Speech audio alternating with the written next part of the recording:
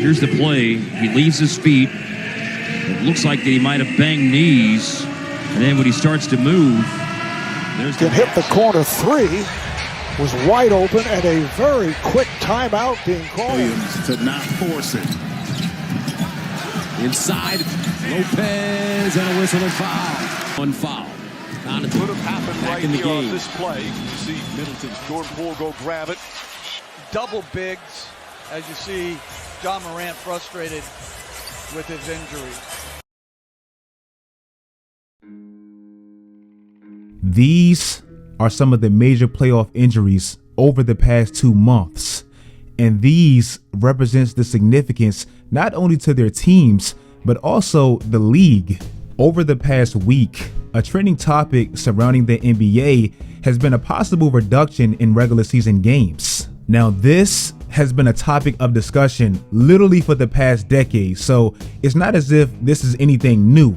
Many fans, including myself at times, feels as if the product's duration robs the sport of the best team actually being crowned champions at the end.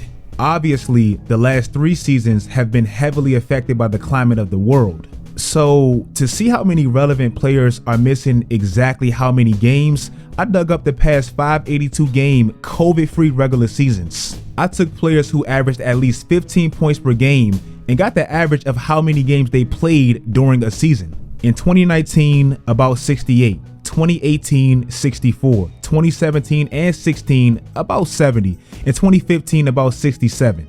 That's roughly 68 games a year for key players over the past 5 normal seasons, very close to the 66 we had in 2012.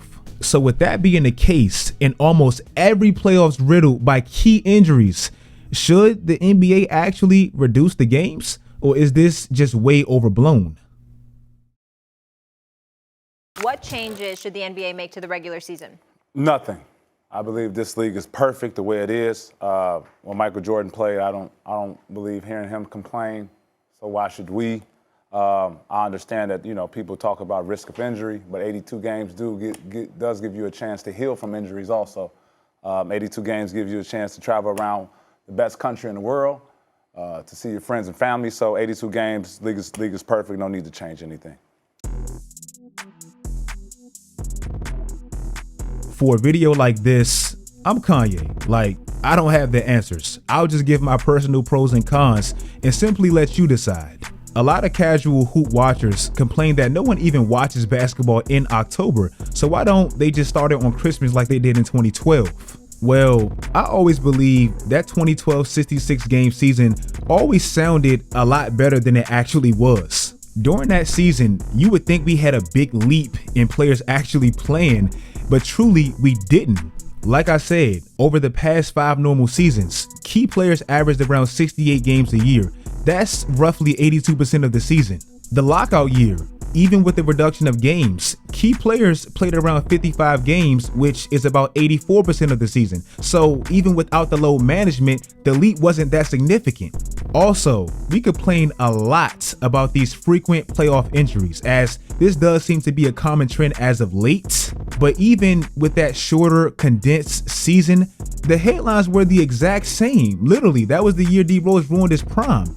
Also, if you go to the lockout season before that in '99, stars, yeah, they played a lot more, but the end, it still left you feeling kind of empty with the exact same results. An aging Patrick Ewing tore his Achilles, which some believe possibly hurt the finals outcome. So the condensed season didn't really make for a better product. So enough with all that. Let's really view the pros and cons of reducing the number of games. I do believe if the NBA did reduce the games but still had a 24-week season, it would allow players proper recovery time and the injuries would subside at least a little bit. Remember, that lockout season in 2012 started on Christmas and ended pretty much around normal timing in April. That means the games ramped up significantly to fit regular NBA scheduling. That season had 42 sets of back-to-back-to-backs. Not back-to-backs, back-to-back-to-backs, averaging about 2 more games per month. So, of course, injuries would occur under those circumstances. But imagine, say, a 62-game season from October to April, so the exact same duration, but way less games. In my scenario, you play everyone regardless of the conference at least twice, so that's 58 games, 29 times 2, that's 58 games, and all 4 divisional opponents an additional game, which makes 62. I hate the divisions, it makes no sense, but I have to add that in there. If you put that schedule with the same duration of the 82 game schedule we have now, so about 24 weeks, that's an average of about 2.5 games per week as opposed to the 3.5 that we have right now. This, by my logic, could at least prevent an end of the season injury like we've seen with Luka Doncic this year. At least, I would think. That leads me directly into my next pro. Way more urgency for teams to play with. It would be hard for a team that actually cares about winning a championship to play lackluster ball when the games are cut by 20. Say the Lakers this year, for instance, right? In a 62 game season, they'd be 16-15 halfway through the year, meaning they only have 31 more games to get their act together, or they simply won't make it. Now, going back to the rules, since it's 20 less games, I've altered the play-in tournament to simply a play-in game between the 8th and the 9th seed. I like the play-in tournament and all that, but it still doesn't sit right with me that a 7th seed can possibly be replaced by the 10th seed. Like, I worked that hard, like that don't feel right to me. In this scenario, with the 8th and 9th seed battling it out, I do feel like the standings will feel a bit more authentic. And lastly, fans will have more time to focus on specific teams. The word casual is thrown around so much, like, oh bro, you're a casual, all you watch is this team, all you watch is that team, whatever. But honestly, the majority of NBA fans can be considered casuals to some extent. When you have 10 games on a Monday night, another 5 on a Wednesday, another 8 on a Friday, 6 on a Saturday, it's literally impossible to keep up with every team if you have an outside life. Remember, this is sports. Like, this is supposed to be fun. You shouldn't feel like you're dreading watching NBA games just to keep up. Cutting the games down to about 2.5 per week per team would, 1, make you a lot more excited to see your specific team play, and 2, give you a lot more time to observe different teams on different days. A big reason my channel and other basketball channels even exist is because everyday people simply can't keep up. You would rather watch me or somebody else give you a summary of what's going on, because on your own time, you might like basketball, but you can't keep up. You don't have that type of time. Now, on to the cons. The number one con is that you can pretty much wrap up every regular season record the league has. Like, it's over. Nobody will ever break it ever again. Stephen Curry hit 400 threes in 79 games. James Harden is second in 78 games. LeBron is about to pass Kareem, right? Most of that came from his insane durability with an 82 game schedule. Think about it like this for Bron. Most of his points came from his rookie year up until his last year in Cleveland. In that time span, he was averaging 76 games a year.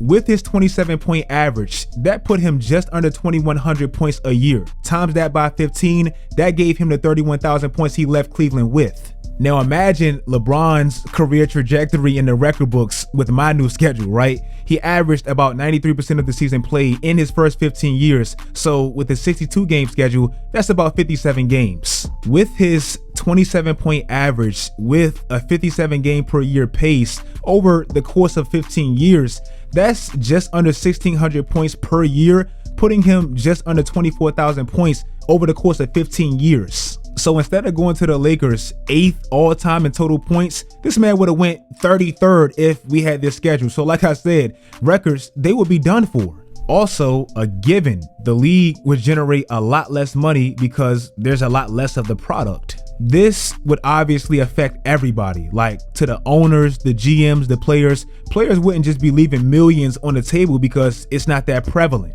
Anybody that has work centered around the NBA, they would be affected. Facts. Bars make bank off an 8-month long ass season. Facility workers, trainers, everybody would be affected. And lastly, and why me, I just can't see this happening, the pandemic would just destroy this season. Let's not forget, this virus thing isn't completely gone. Like, we're still wearing masks. And if the NBA were to have another surge like last December, the standings would be absolutely destroyed. This year, we literally seen teams playing backups to the backups, and that doesn't accurately represent how good a team truly is whole.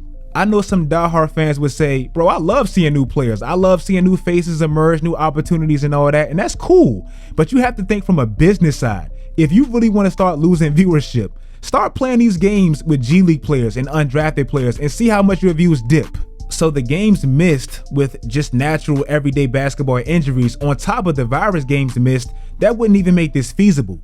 Bro, in the last 2 full pandemic-free 82-game seasons, so from 2017 to 2019, there were about 11,000 games missed. That sounds like a lot, and it kinda is. But with these last 2 seasons, with 10 less games, the number went up 3K for obvious reasons, but still, at least with an 82-game season, you have more luxury and more time to make up for what the virus can possibly cause with players sitting out. With this schedule, you don't have that luxury, so I don't even think that's possible. I know it's tough, and I know some people feel as if this trend of injuries in the postseason is new, but it's really not. There's a whole article on fadeawayworld.net claiming the last 20 champions without injuries, so they've always been a thing. Asterisks because of injuries literally don't exist, because if they did, we wouldn't have many legitimate champions, bro. We just wouldn't.